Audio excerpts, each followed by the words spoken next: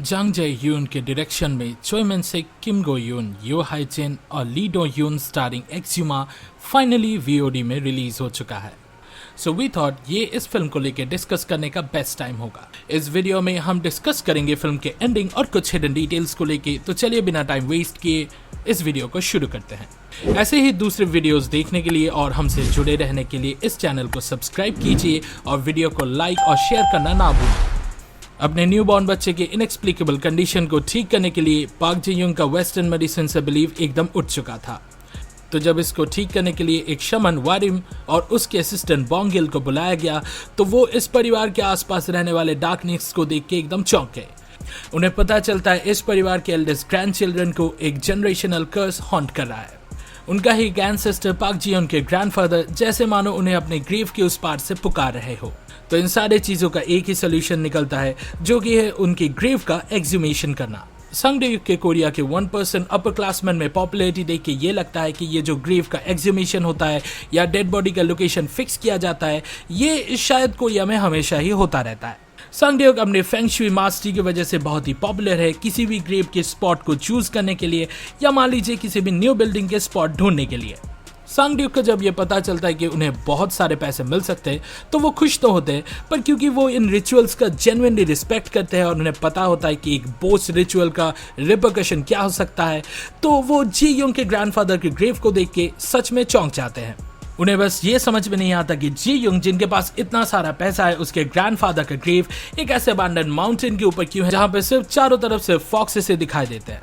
Feng shui के हिसाब से ज्यादातर फॉक्सेस एंड ग्रेव्स आपस में मेल नहीं खाते हैं, पर संगडेयुग के हिसाब से इस बिलीफ का एक सिंपलर और साइंटिफिक एक्सप्लेनेशन भी है। एंशिएंट कोरिया में लोग फॉक्सेस के आसपास अपने मुर्दे को नहीं गाड़ते थे, क्योंकि एक छोटा सा चांस होता है कि फॉक्सेस उनके बॉडीज को खोद के निकाल सकते हैं, और फेंग शुई के हिसाब से ये तो गलत है ही है। तो इन सारे केसेस में हमें साइंस और रिलीजन का एक अनकैनी रिजेम्बलेंस भी देखने को मिलता है। अगर ये केस जी यूंग के न्यूबॉर्न बच्चे के बारे में नहीं होता, तो शायद वारिम और संगडेयुग इस केस को छोड़ ही देते, पर उस बच्चे का सोच के ये सब लोग एक एक्सह्यूमेशन रिचुअल परफॉर्म कर ही देते हैं। चीजें शायद सही भी रहती अगर मॉर के उस लालची इंसान ने किसी गड़े हुए खजाने के खोज में उस कॉफिन को खोला ना होता। जब वारिम और ग्रैंडफादर पार्क का स्पिरिट एक दूसरे से क्लैश कर जाते हैं उनके जी यूंग के घर जाने से पहले, तो उन्हें ये समझ में आ जाता है कि ये चीज सही नहीं हो रहा है। जे यूंग के पेरेंट्स को बहुत ही हॉरिबल वे में मारा जाता है। जे यूंग खुद पोजेस्ड हो जाता है, जिसे कि संगडेयुग की आंखों के सामने मार दिया जाता है। ये संगडेयुग और उसके कंपनी के लिए बहुत ही फ्रस्ट्रेटिंग इशू है, क्योंकि उन्होंने वो सब कुछ किया था जिससे इस परिवार को बचाया जा सकता था। और अगर आपको ये लग रहा है कि ग्रैंडफादर पार्क क्यों अपने परिवार के खून के पीछे पड़े थे, तो इसका भी एक बहुत ही सिंपल एक्सप्लेनेशन है। जिस जगह पे उन्हें गाड़ा गया था वो एक फेंग शुई नाइटमेयर था, तो इसलिए उनका स्पिरिट कभी भी शांत नहीं हो पाया। सैकड़ों सालों से उनकी हेल्प की पुकार उनके परिवार के लोगों के कान तक नहीं पहुंची। सालों से वो भूख और प्यास से तड़पते रहे, जो कि ये भी एक्सप्लेन करता है कि क्यों जी यूंग के फादर को मारने से पहले वो खाने के ऊपर टूट पड़े थे, और क्यों जी यूंग अपने नेक को ट्विस्ट करके खुद को मारने से पहले बहुत सारा पानी पी रहा था। तो हम ये कह सकते कि ग्रैंडफादर पार्क का आत्मा सालों से तड़प रहा था, क्योंकि उनके परिवार वालों ने कभी उनके दर्द की पुकार को नहीं सुना। और हमें उनके एजेंडा के बारे में पता चलता है जब वारिम बोंगिल के शरीर के अंदर उनकी आत्मा को ट्रैप कर लेता है। वो इस दुनिया में इसलिए आए थे ताकि वो अपने परिवार को उस डार्क रियल में ले जा सके जहां वो सालों से तड़प रहे थे। पर लकीली जी यूंग के बच्चे को मारने से पहले संगडेयुग जी यूंग के आंटी से परमिशन ले लेता है उनकी बॉडी को जलाने के लिए, और क्रिमेशन के साथ ही उनका आत्मा इस मॉर्टल रियल्म से एक्सपेल कर दिया जाता है। और अपने इनोसेंट ग्रेट ग्रैंडसन को टॉर्मेंट करने से पहले, जिसका उनके हालत के साथ कोई भी लेना देना नहीं था, उनके स्पिरिट को मॉर्टल रियल्म से एक्सपेल कर दिया जाता है इस क्रिमेशन के थ्रू। जी यूंग से बार बार सवाल पूछने के बाद भी वारिम और संगडेयुग को ये कभी पता नहीं चला कि उनके ग्रैंडफादर के एक्सपेंसिव साइप्रस कॉफिन को क्यों इस और लोकेशन पे गाड़ा गया था। हालांकि जी यूंग ये क्लेम करता है कि उनके ग्रैंडफादर के टूम को बहुत ही सिंपलिस्टिक रखा गया ताकि ग्रेव रॉबर्स उनसे अट्रैक्टेड ना हो, पर इसका एक्सप्लेनेशन और भी डीप है। धीरे धीरे उन्हें ये पता चलता है कि एक मॉन्क था जिसका नाम जिसुने था, उसी ने इस प्लेस को चूज किया था ग्रेव बनाने के लिए। और अगर आपको अब तक ये सब चीज पे क्लियर नहीं लग रहा था, तो उस ग्रेव पे सिर्फ इस लोकेशन का कोऑर्डिनेट इनग्रेव किया गया था। जी यूंग इस कॉफिन को और उसके रिमेन्स को जलाने के लिए उतावला हो रहा था, जो कि संगडेयुग को बहुत अजीब सा लगा। तो जब उस ग्रेव को दूसरी बार खोदा गया, ग्रैंडफादर पार्क के कॉफिन के नीचे एक और बहुत बड़ा और अजीब सा कॉफिन निकला, और जब उस कॉफिन से एक बहुत बड़ा ब्लडथर्स्टी डेमोनिक समुराई निकलता है तो सांग-ड्यूक और वारिम जी यंग के आंटी के पास हेल्प मांगने जाते हैं। पर अब तक सांग-ड्यूक को यह पता चल चुका था कि ग्रैंडफादर पार्क एक ट्रेडर थे जिन्होंने अपने देश को जापानीज आर्मी के पास बेच खाया 1910 से लेकर 1945 टाइमलाइन के बीच। और इस बिट्रेयल के बदौलत उन्हें जो रिवॉर्ड मिला वो अब भी पार्क फैमिली के स्टेटस को मेंटेन करता है। तो ये परिवार अपने शेम और ग्रैंडफादर पार्क को 38 पैरेलल के पास दफन किया था, जो कि नॉर्थ कोरिया और साउथ कोरिया के बॉर्डर के बीच है। ये सारी सच्चाई बाहर आने के बदौलत भी जे यंग की आंटी को अभी तक ये समझ में नहीं आया कि क्यों उनके पापा को जापानीज लोगों ने ये ऑफुल सा बरियल साइट अलॉट किया था। ये फिल्म सिर्फ कोरियन फेंग शुई और 5 तत्व के साथ ही डील नहीं करती है, साथ साथ वारिम के रिचुअलिस्टिक प्रैक्टिस जो कि टाओइज्म से जुड़ा हुआ है उसको भी दर्शाता है। सिर्फ फेंग शुई में नहीं बल्कि चाइनीज टाओइस्ट डॉक्ट्रिन्स में भी ऐसे ही 5 तत्वों के मेल बंधन का बात किया गया था, जो कि डायरेक्टली कनेक्टेड है उस डिस्टर्बिंग सांप के साथ जो ग्रैंडफादर पार्क के कॉफिन के पास मिला था एक्सह्यूमेशन के टाइम और उसे मार दिया गया था। जो ग्रेव डिगर ने उसे मारा था वो तब के बाद से ठीक नहीं था और सांग-ड्यूक उसकी मदद के लिए ही वापस उस ग्रेव के पास गए थे। अगर आप ध्यान से देखें तो उस सांप का कटा हुआ सर इंसानी दिखाई देता है।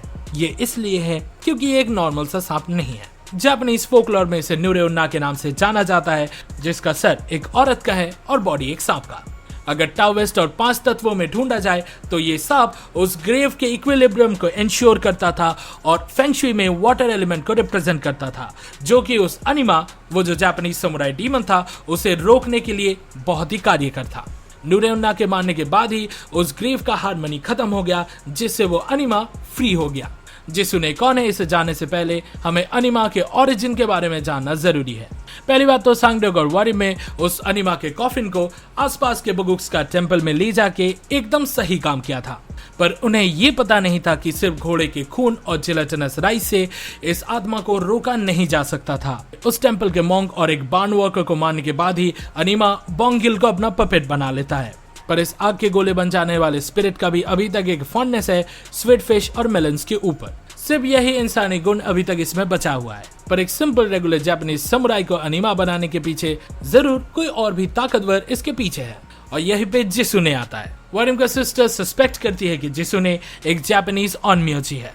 ओनम्योजी एक फॉर्मिडेबल स्पिरिचुअलिस्ट है जापानीज मिथोलॉजी से। ये कहा जाता है कि वारिम के मास्टर ने सिर्फ एक ही बार ऐसे एक टेरिफाइंग ओनम्योजी को फेस किया था, पर वो उस बार किसी तरह बच गया था इस कहानी को सुनाने के लिए। फिल्म में बताया जाता है कि जिसुने खुद एक फॉक्स डीमन है, जो कि ये पील सा बंदा है ग्रैंडफादर पार्क के साथ खड़ा हुआ इस पिक्चर में। फिल्म में बार बार दिखाए गए फॉक्सेस एक्चुअली एक रेफरेंस है जिसुने के एक्चुअल आइडेंटिटी का, और अगर उस नजरिए से देखा जाए तो जिसुने को जापानीज कित्सुने का एक डेरिवेटिव बोला जा सकता है, जिससे ये बात और भी क्लियर हो जाता है कि जिसुने खुद एक फॉक्स डीमन है, क्योंकि कित्सुने जापानीज फोकलोर में बहुत ही पावरफुल फॉक्स डीमंस है। तो अगर सिंपल तरीके से समझाया जाए तो जिसने एक इवल फॉक्स स्पिरिट था जिसने इस जापानीज समुराई को एक ब्लडथर्स्टी एनिमा में कन्वर्ट कर दिया था। उसने ही पार्क फैमिली को बताया था कि ग्रैंडफादर पार्क को उस एनिमा के कॉफिन के ऊपर दफन किया जाए ताकि उसका लोकेशन हमेशा के लिए एक सीक्रेट रहे। बुगुस्का टेंपल इस गुत्थी को सुलझाने का एक बहुत ही बड़ा चाबी था, और सांग-ड्यूक को उनके ही एक डायरी या मान लो बुक से ये पता चलता है कि grave robbers actually national purpose को सर्व कर रहे थे, और इससे उसे कोरियन लेजेंड के बारे में भी पता चलता है जब जापानीज कोरिया को ऑक्यूपाई करने के लिए आए थे। जिस देश में feng shui natural cultural fabric और डे टू डे लाइव्स को इतना ज्यादा इन्फ्लुएंस करता है, वहां पे कंसीडर किया जाता है कैसे ग्राउंड में फ्लो होने वाली एनर्जी का सिग्निफिकेंस सबसे ज्यादा है। सालों से कोरियन जियोमैंसर्स जापानीज के द्वारा तहस नहस किए जाने वाले फेंग शुई टेररिज्म को रोकने की और उस फेंग शुई को रिस्टोर करने की लड़ाई लड़ रहे थे। ये कहा जाता है जापानीज लोग आयरन स्टैक्स को जमीन पे गाड़ के फेंग शुई के एनर्जी के फ्लो को रोकने की कोशिश कर रहे थे, जो कि कोरिया का हार्ट और नेशनल स्पिरिट भी था। वो कोशिश में थे कैसे कोरिया को इस प्रोसेस से और भी वीक बनाया जाए। यहाँ तक कि अभी के कोरियन गवर्नमेंट भी उन लोगों को एड दे के हेल्प करता था जो आयरन स्टिक्स को निकाल के कोरिया के पास्ट ग्लोरी को रिस्टोर करने की कोशिश में थे। ये ग्रेव रॉबर्स एक्चुअली में देशभक्त थे जिन्हें आयरन ब्लड अलायंस के नाम से भी जाना जाता था, और वे इन आयरन स्टिक्स को ढूंढने का काम करते थे।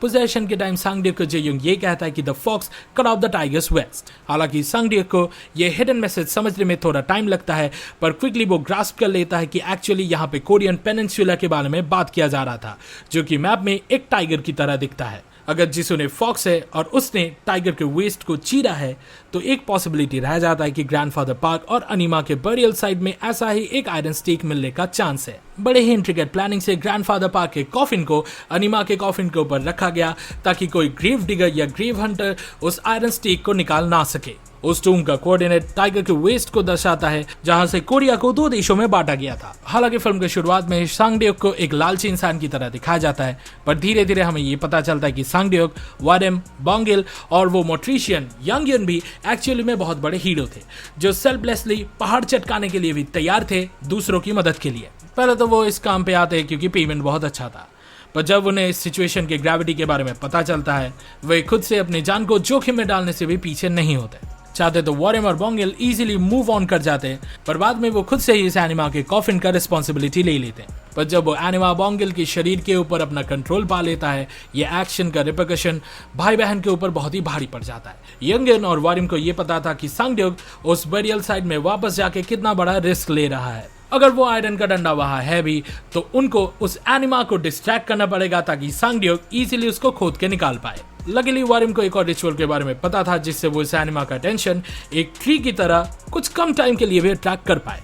इस प्रोसेस को कंप्लीट करने से पहले वो सब एंड सिक्योर करते हैं और एक वर्स्ट केस सिनेरियो के लिए भी प्रिपेयर करते हैं। वारेम ने ये पहले ही नोटिस कर लिया था कि कैसे वो एनिमा बोंगिल के फेस के ऊपर करे जाने वाले प्रोटेक्टिव इंस्क्रिप्शन को अवॉइड किया था। क्योंकि वो एनिमा बोंगिल को कंट्रोल कर रहा था तो उसके सर से पांव तक प्रोटेक्टिव इंस्क्रिप्शन में उसको ढका गया था। वारेम, सांगड्योक एंड यंगयन वो प्रोटेक्टिव इंस्क्रिप्शन बना के बरियल साइड की ओर रवाना होते हैं और वारेम की सिस्टर बोंगिल के प्रोटेक्शन में बैठी रहती एक चिकन के साथ ताकि अगर जरूरत पड़े तो उसे बलि दिया जा सके। इनिशियली वारेम उस एनिमा को डिस्ट्रैक्ट कर लेती है, पर उस ग्रेव में कोई आयरन स्टेक उन्हें नहीं मिलता। हमने ये पहले भी देखा था कैसे वारेम अपने ग्रैंडमदर के स्पिरिट के साथ डायरेक्टली बात कर सकती थी, तो ये भी कहा जा सकता है कि शायद वो भी एक पावरफुल शामन थी। और अगर हम ये कंसिडर करें कि कैसे वारेम की सिस्टर भी इन चांस और रिचुअल्स के लिए वेल वर्स्ड है, तो ये कहा जा सकता है कि ये प्रॉब्ली एक जेनेटिक गिफ्ट है। तो जब वो एनिमा वारेम के लाइफ को थ्रेटन करता है और उसे मारने के लिए रेस्टलेस हो जाता है, उसकी ग्रैंडमा का स्पिरिट और ये सारे गिफ्ट से शायद उसे रोके रखने के लिए सक्सेसफुल होते हैं। अगर आपको ये लग रहा है कि कैसे एक सिंपल सा टैटू इस एनिमा को रोकने के लिए सक्सेसफुल हुआ था, वेल तब आपको वारेम के इस डायलॉग में ध्यान देने की जरूरत है जहां पे एनिमा ने ये एडमिट किया था वो एक जापानीज समुराई था और बैटल ऑफ सेकिगाहरा में भी लड़ा था। जिसुने ने उसे डाइटोकु टेंपल में बंद कर लिया था और तभी से वो बुद्धिस्ट इंस्क्रिप्शन से बहुत ज्यादा डरता था। एनीवे, पहले अटेम्प्ट में सांगड्योक को वो आयरन स्टिक नहीं मिलता उस ग्रेव में, क्योंकि उसे एक्चुअली में पता नहीं है वो किस चीज को ढूंढ रहा है। जिसुने बहुत ही चालाक था, तो कोरिया के फेंगशुई को रोकने के लिए उसने एक लिटरल आयरन स्टिक नहीं चुना, बल्कि उसने एक स्पेशल कटाना के वेसल के तौर पे एक जापानीज समुराई को चुना था जिसने बैटलफील्ड में 10,000 से भी ज्यादा सेना को मार चुका था। उस फ्लेमिंग आयरन कटाना को उस समुराई के अंदर डाला गया जिससे वो एनिमा बनाया गया। क्योंकि उस एनिमा को आयरन स्टिक की तरह एक्ट करना था, इसलिए उसके कॉफिन को ऐसे गाड़ा गया जैसे कि किसी ने अर्थ पे उस कॉफिन को स्टैब किया है। फिल्म के एंडिंग में सांगड्योक का नॉलेज ही उन्हें बचाने के काम में आता है। अगर 5 तत्व मिलके ही इक्विलिब्रियम आता है तो ये भी पॉसिबिलिटी है कि एक तत्व दूसरे तत्व को भी रोक सकता है या भारी पड़ सकता है। क्योंकि एनिमा खुद फायर और मेटल को रिप्रेजेंट करता है, तो उसे रोकने के लिए चाहिए एक भीगा हुआ लकड़ी का टुकड़ा, जिससे उसके लकड़ी वाला पार्ट मेटल के पावर को नलिफाई करेगा और वाटर वाला पार्ट फायर के पावर को भी सबड्यू कर जाएगा। तो सांगड्योक आयरन ब्लड अलायंस के छोड़े गए पिकैक्स को उठाता है और उसे अपने खून से भिगो देता है, जिससे बेसिकली एक वेपन तैयार हो जाता है जिसमें उसका खून वाटर एलिमेंट का काम करता है जो कि फायर को सबड्यू करेगा और उसका वुड पार्ट तो मेटल को वैसे ही सबड्यू करने वाला था। इससे ही वो एनिमा को रोकने में सक्सेसफुल हो जाता है। ये एंडिंग फिलोसॉफिकल लेवल में भी एक डीप मैसेज छोड़ के जाता है। जिस मिट्टी के ऊपर सांगड्योक के एंसेस्टर लड़े थे और अपना खून बहाए थे, वहीं पे सांगड्योक के ब्लड ने ही उस एनिमा को मार गिराया जो कि रिप्रेजेंट करता है उन कॉलोनाइजर्स के लास्ट रेमनेंट को। खुद ये ना जानते हुए भी सांगड्योक एक्चुअली में अपने देश के लिए लड़ रहा था और उसे रिवॉर्ड में एक फैमिली मिला, साथ में उसे एक सेंस ऑफ बिलोंगिंग भी मिला वारेम, बोंगिल और यंगयुन के साथ। इस वीडियो को देखने के लिए शुक्रिया। एक्सयूमा देखने के आपके एक्सपीरियंस के बारे में कमेंट सेक्शन में जरूर शेयर करें। सिनेमा और सीरीज के वीकली डोज के लिए लाइक बटन दबाएं और हमारे चैनल को सब्सक्राइब करें। अगले वीडियो में मिलते हैं और फिलहाल के लिए गुड बाय, अनोई कसेओ and I will be back.